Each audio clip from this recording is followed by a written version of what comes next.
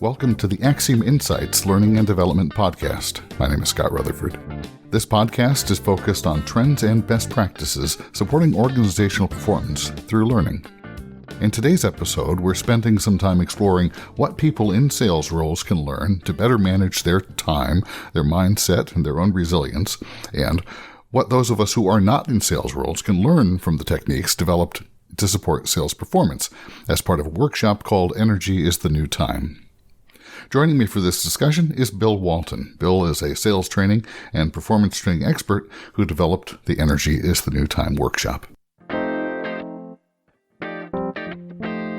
Very proud to have been working with Fortune 500 organizations as well as early stage companies to help them with their client acquisition efforts and mean more to the existing clients that they currently have. My journey was basically a three-stage journey. I was a sales leader and a sales manager in the consumer products organization and woke up one day realizing I had more of a passion for learning than I did for selling the next truckload of Nestle's Quick, one of my employers, and followed that journey and had a chance to work for some larger training and coaching firms and picked up a graduate degree along the way and found myself in a situation where I had a little bit of cash flow and a few paying clients and really wanted to follow that lead. And I was really smart to attach myself some really good mentors. And once you have a few gray hair and walk a few hallways, you pick up a point of view along the way. And we've been able to do that.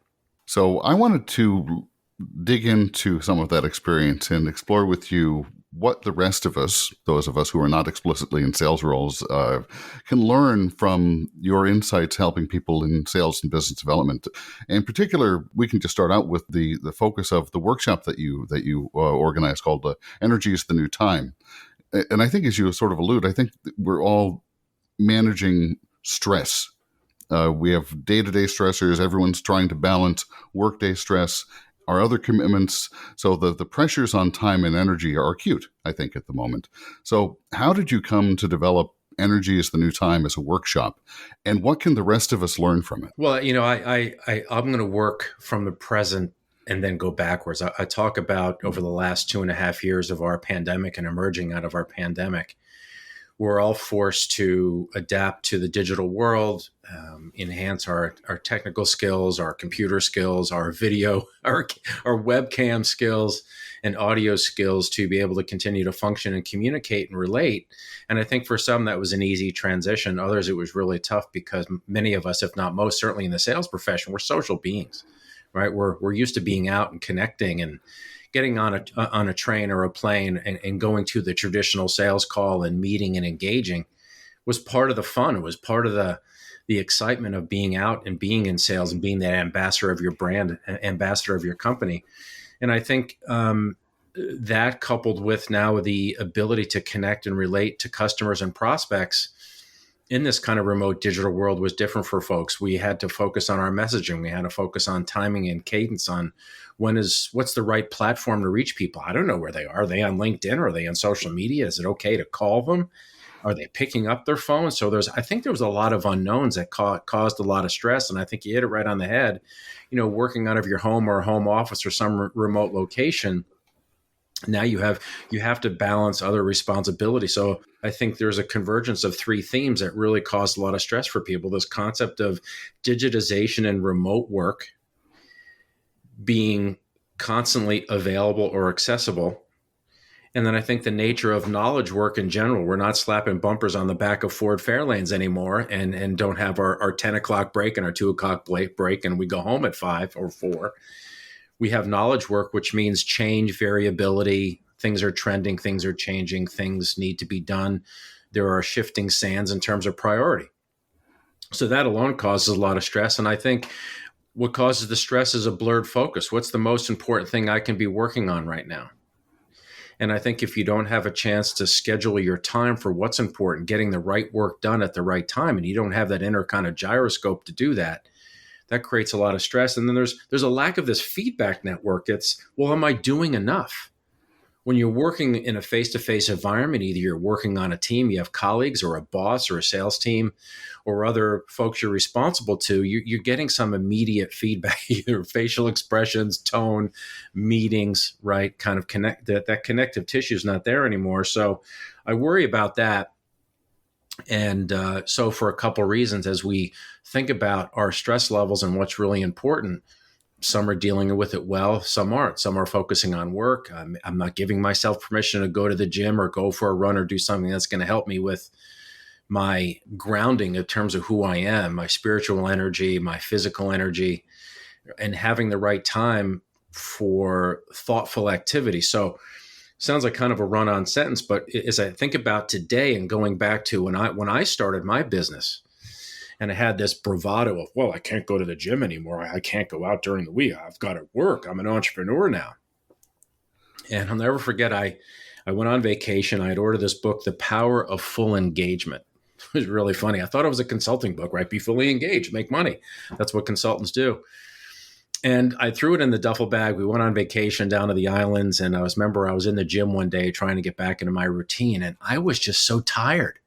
And that's not who I am. So I thought it was kind of strange. I talked to my wife about it and went to the pool and started reading this book and realized that I was maxed out. I was trying to keep a entrepreneurial focus beyond my limits and capacity to focus and operate at an optimal level. So what I did was today, as I go backwards, and I will pull our listeners forward again, as I think about energy as the new time, I pull upon the sleep research from Nathan Kleitman. It's about 30 years old. He did a lot of work into research into REM sleep, and the famous 8 hours of sleep is healthy for us all. Mm-hmm. But he also came up with this concept called the ultradian rhythm. And what Nathan posited was we can, as human beings, we can have an optimal focus for about 90 minutes for any task that's worthy. But that has to be followed by some element of rest, 5 to 10 to 15 minutes, whether that's get out of your chair, walk around, go get a coffee, go talk to a colleague, or maybe go switch the wash over to the dryer, which I'm known to do during the day, but then come back at this kind of next 90-minute burst. So what we try to do is let's work with these dynamics of optimum focus, because literally what do we think our colleagues and our clients are buying, right? At the end of the day, they're buying our ideas, our vitality, or they're hopefully they're drafting off of our vitality and our issue fluency. And I would say intellectual curiosity. The best salespeople I know are highly engaged. They really love what they do, and they can download themselves into the client world immediately and have a real peer-to-peer conversation. But if you're out of balance and you're not at full engagement and you're still trying to do time management versus energy management, the world all of a sudden gets very transactional and tactical. And then it starts to sound transactional and tactical. And that's when it sounds like I'm being a salesperson. That's when you sound like a salesperson as opposed to the trusted advisor. So I think it's important to understand what prospects and clients really value from us. Right. And it sounds to me like what you're describing in terms of managing your own time, managing your own energy so you can be more present and effective. It's a double-edged blade if you look at it that way, because on one hand, each individual has to be able to have the self-discipline and awareness to be able to take those breaks and recharge and refocus and re-energize as a part of the daily routine. But also, I think the other edge seems to me that, and you alluded to this earlier, especially in the world of remote work, the optics of taking those breaks becomes more difficult, in my opinion, because in an office situation, you can take 5 minutes, walk down to the water cooler, get yourself a cup of coffee. People still know you're on the job. They know you're working. That's sort of the old way of looking at it. You're visible. No one's really going to question that 5-minute walkabout. But in the digital world, I think people are less secure about, well, what happens when I get the instant meeting request or a chat request or a call and I'm not at my desk? What does that look like? And so part of it, I think, is the organization having some, cultural support of allowing people to manage their time like that. What do you think? Are you seeing that, or am I off base? Oh, I see it, and I live it. And I think you have to give yourself permission and courage to say, in that moment, I wasn't available, and put the period at the end of the sentence. I was talking to a colleague. I took a minute to organize my office, and I had all my haptics, all my sounds and buzzes and tweets turned off. Sorry, because those are requirements for keeping on your daily path. What folks need to understand is that a time slot is not a time slot is not a time slot. We all do better at reviewing financial information or have our analytical hat on, if you will, or analytical lens at various times throughout the day. When do you want to draft a proposal? When do you want to create the financial piece of the proposal? When do you want to create that PowerPoint that needs to be a little creative? When do you want to have the performance review with a colleague or your boss or a team meeting with a peer? So you got to get a sense for when you're at your best and day part and burst part, if you will, so that you can be at your best for that activity. And also there's that whole kind of time expansion phenomenon where if we don't limit ourselves around the time or tell us, hey, listen, I've got an hour and a half for this proposal. That's all I need. And I'm going to get it done in an hour and a half. You could easily spend 3 to 4 hours on it because you think that's the right thing to do. So you can have a little bit of fun and be creative with some of these bursts as you are giving yourself confidence that, hey, this is not going to be perfect, but at least I'm doing my best to align responsibility management with energy management.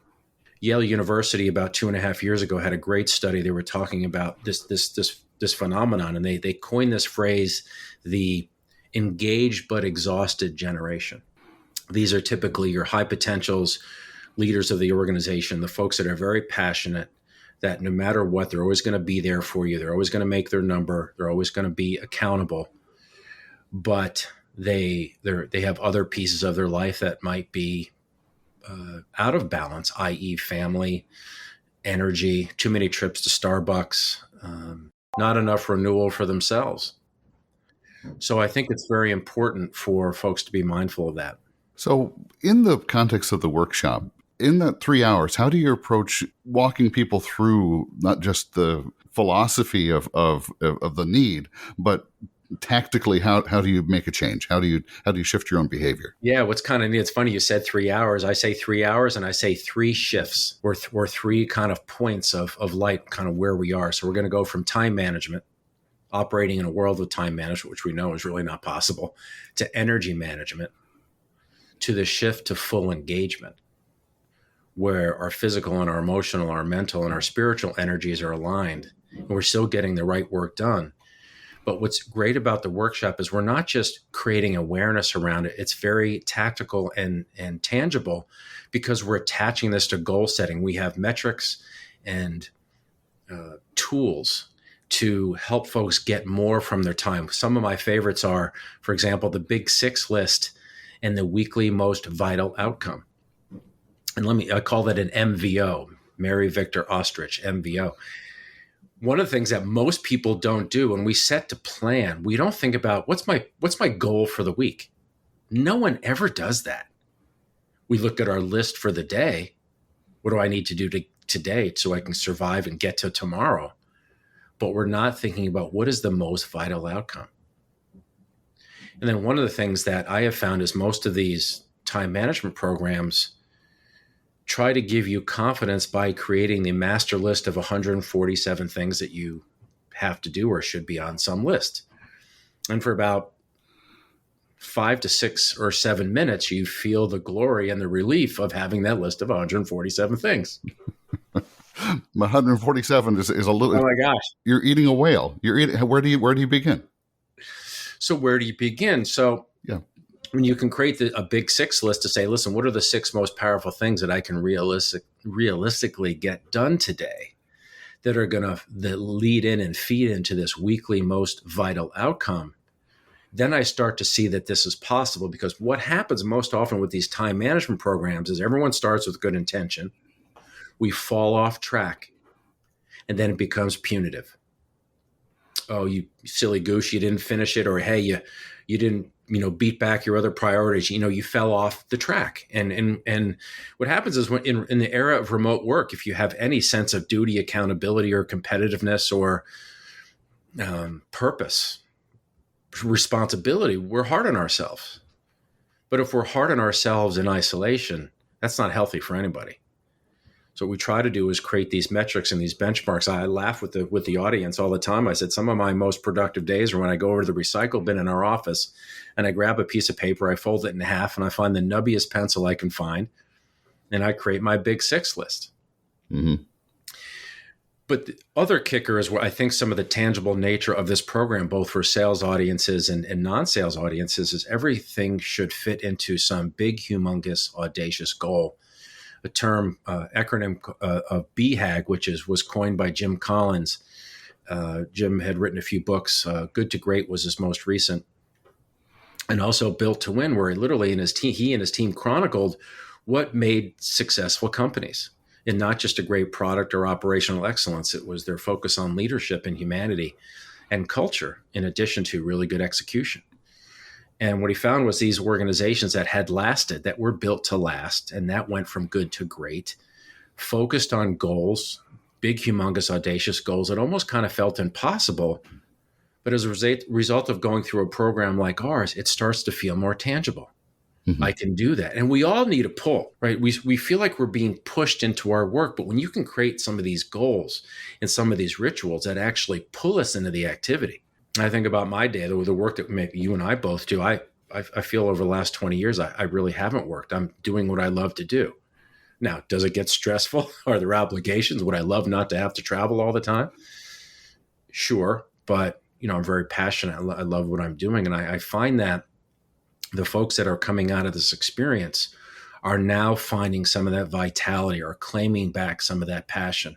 Some of our clients see their salespeople. Now they've got that intellectual curiosity and taking more time to really figure out what the personas they're connecting with, what really matters to them. How are they making money? What are they wrestling with? What are they really trying to accomplish? And things have gotten back to being more strategic and less kind of tactical and transactional. And their messaging is better.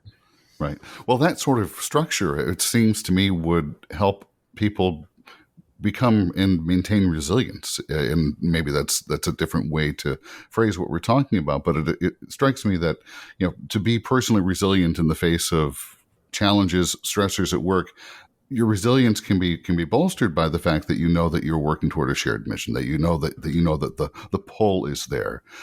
It occurs to me that resilience is something that I think the rest of us in the working world, can learn from salespeople. Way back in the midst of time, I did a little bit of sales, and it's a stressful, rejection-filled world sometimes, and resilience is key. That's an area that we probably can learn a lot from. Thank you for that, by the way. And I'd say that what folks are really getting out of this program is that they now can define resilience related to their world and who they are, and create this kind of list of non-negotiable standards for themselves to say, hey, listen, I'm not going to get too intensely emotional about if I don't win a sale or I was late for a meeting or whatever kind of elements of their plan that we have a planner in the program. We list our tolerations, the things that we tolerate, either through our own practices, our environment, our colleagues, customers, prospects, what have you. That's really important to connect with. And now I'm not going to have that reaction because that's going to take me off my energy management plan. I'm going to choose not to linger on that point or dwell too much on that feedback that I got from a colleague or feedback that I got on a proposal from a client. I'm going to just accept it as is and think about what's great about this situation, and then just pivot where I can, and then also be mindful where I am in my day. If my next burst is coming up and when I can handle this, I'm going to be a little bit more rational and pragmatic in my thinking with myself, give myself permission to have my little moment with it, whatever that is, a little delightful frustration, and then kind of move on and get back to kind of where you were. And I think that resilience really helps you. Again, knowing that perfection is really tough to come by, but with a really good plan and some really good research-based content that, when I can do it and I'm going to be better for it. And I think the folks around me, my colleagues, my peers, my leadership team, and most of all, my clients are going to benefit. And what folks that have gone through this program have said is that folks are drawn to me. My client, I'm having deeper conversations. I'm listening better because I'm giving myself permission to do that. I'm not filling my head to say, I don't have those 3 puff clouds over my head anymore saying, gosh, I wonder how this is going. What's the next really clever question I can ask? And where's this going to go? And gosh, do I think I really still have a chance at making the sale? And I think still have 15 minutes in this conversation. What else can I say? Right. It's you're just being there and being present. And again, the tools in the program are giving people permission to do that. If nothing else, in the spirit of resilience, recognizing what they're doing and what's happening. Right. Well, it's being present, as you say. It's being present and listening. The type of deeper conversation you're describing, it seems to me, is built on the development of trust, and that can be a sales conversation. It can be a non-sales conversation. I think trust is imperative in business conversation generally.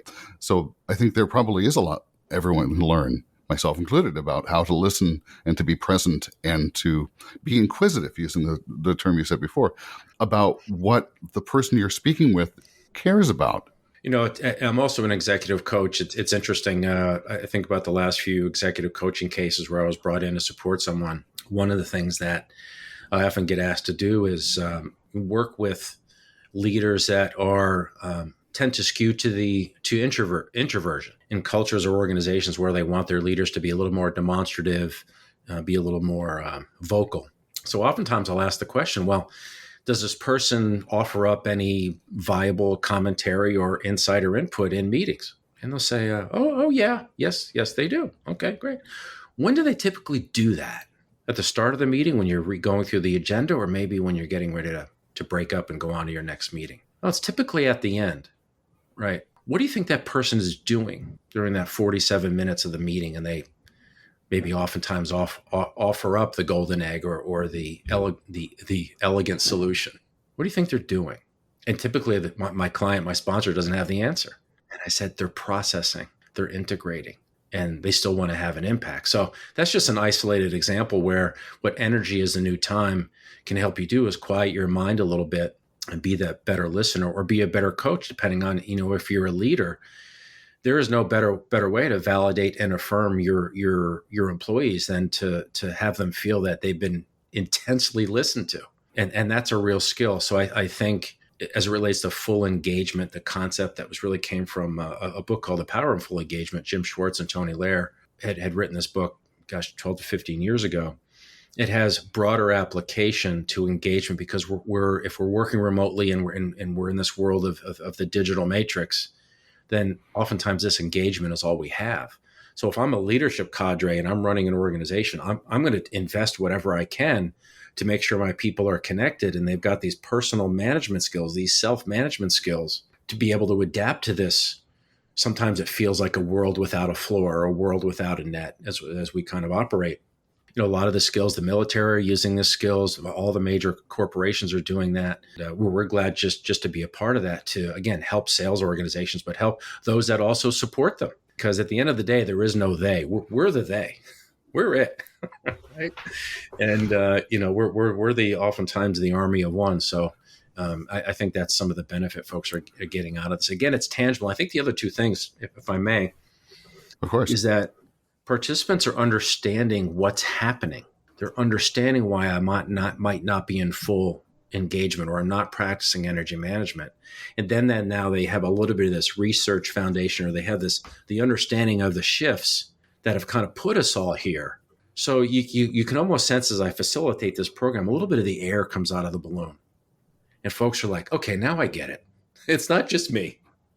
And you know what? There's hope for me, right? Because again, this exhausted but engaged generation of employees, certainly salespeople, but also any high-powered folks that are really passionate about what they're doing and who they're doing it with. Now they've got a path forward and they can understand what was happening. And that's what I got from reading the book, The Powerful Engagement. I was reading this menu of my life. I did all these things wrong. That was me. Yep. Over caffeinate. That was me. Didn't go to the gym. That was me. Didn't go for a walk after work, with my wife. I didn't do all those things that, boy, if I had just done that, the 20 minutes of that, 15 minutes of that would have created so much more space for me. So it's very rewarding as a facilitator and gratifying to deliver this, because you can see the light bulbs popping at every single stage of the program. So we're excited about that.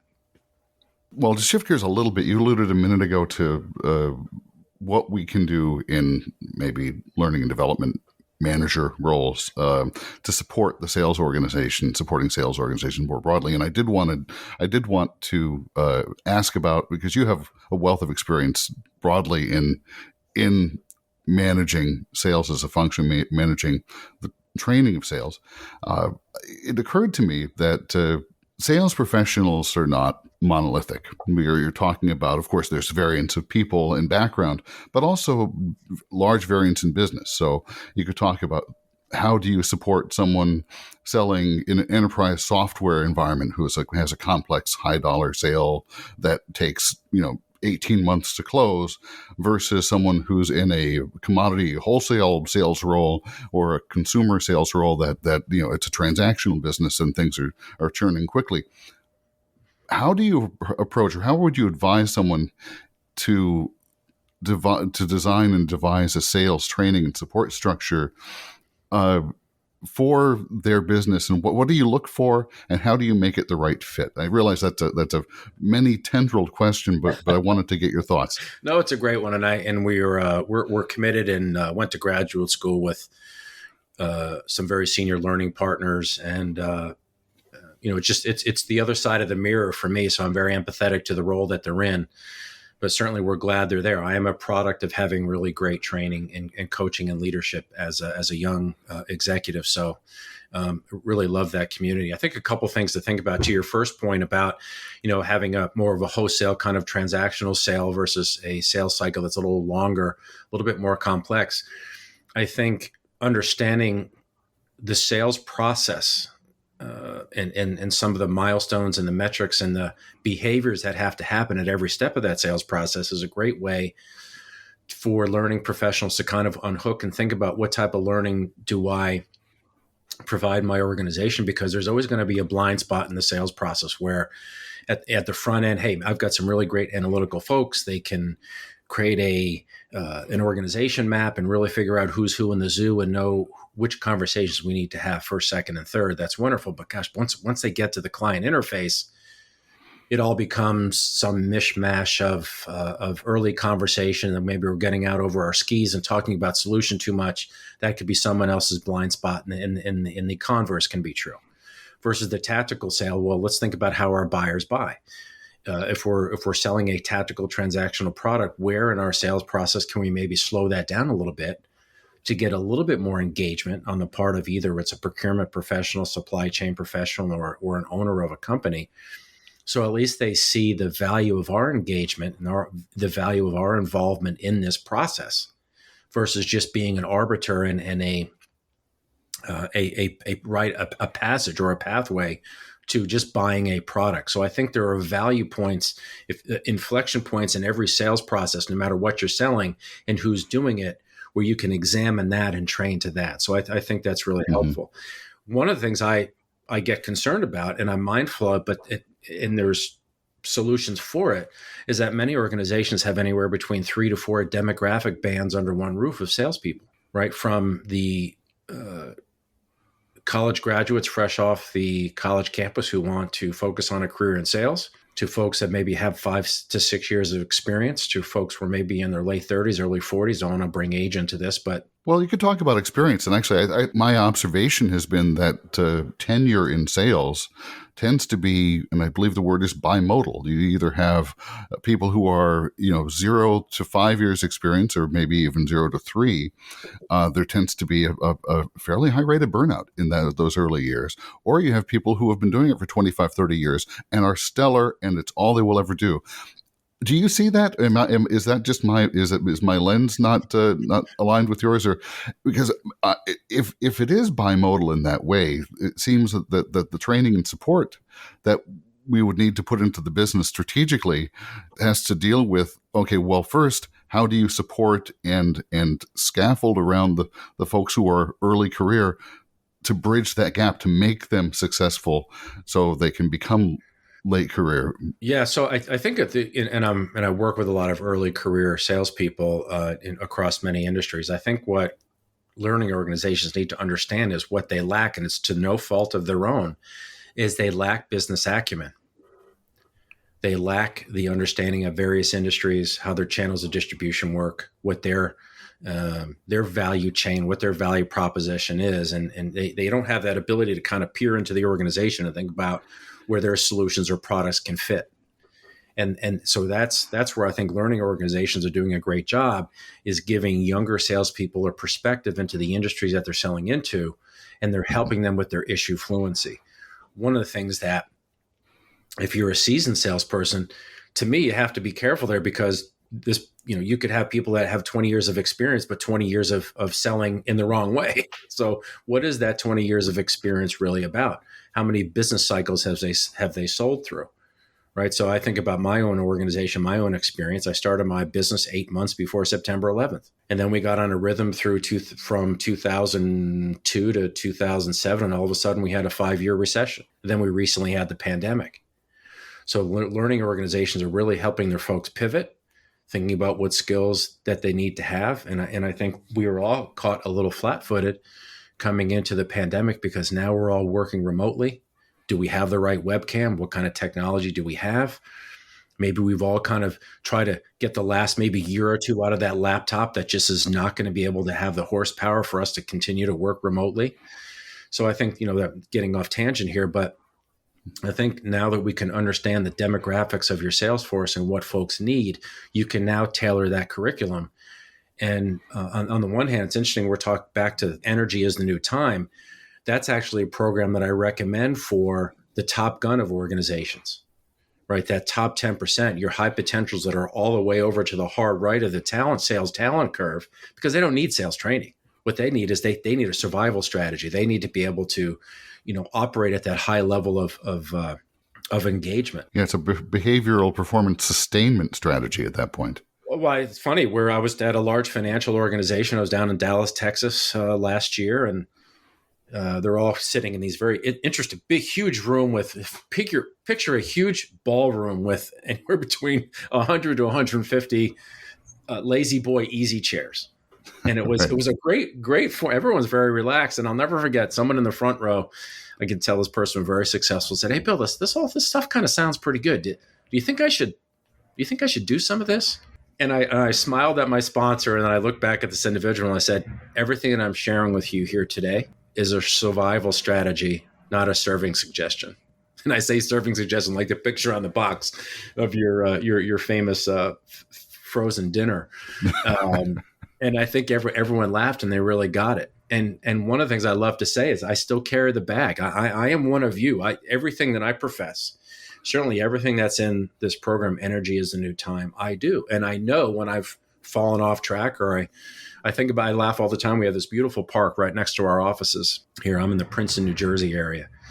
And the three towns got together and created the 60-acre park. And when I either go out for a ride or a jog or a walk, brisk walk that is, I always come back with 3 bankable ideas. Well, I'm hoping people are listening to this conversation maybe as they're on a walk in the park, and it provides a little extra ammunition and energy for some of the folks listening. But I appreciate your perspective and your thoughts. It's been a pleasure speaking with you here. Oh, thank you very much. Again, however I can support this community, and I think one of the things that I would want to let folks know is to know that there's support out there, and you're not alone. And we're all kind of figuring out what our level would be and how we get to this new level of energy management. So we're all on the journey together. So I'm glad I could be with you.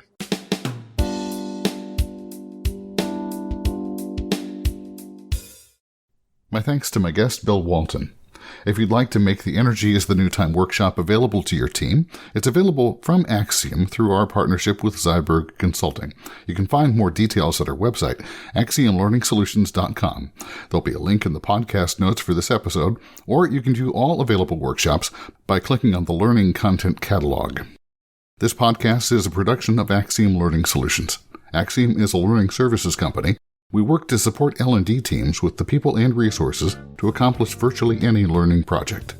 When you have a learning goal and need more resources, AXIOM can provide the staffing and project support to help you be successful.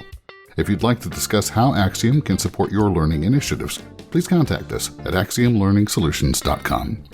Thanks once again for listening to the AXIOM Insights podcast.